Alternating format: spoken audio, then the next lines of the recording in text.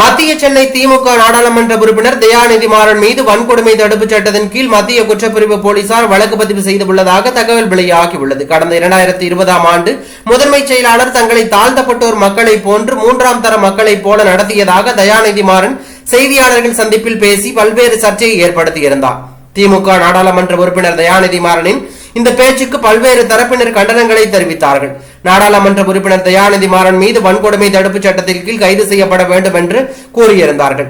அந்த சம்பவம் தமிழ்நாடு முழுவதும் பூதாகரமாக வெடித்தது. அடுத்து தயாநிதி மாறன் மீது தாழ்த்தப்பட்ட மக்கள் குறித்து அவதூறு கருத்து தெரிவித்ததாக கோவை காவல் நிலையத்தில் வழக்கு பதிவு செய்யப்பட்டது.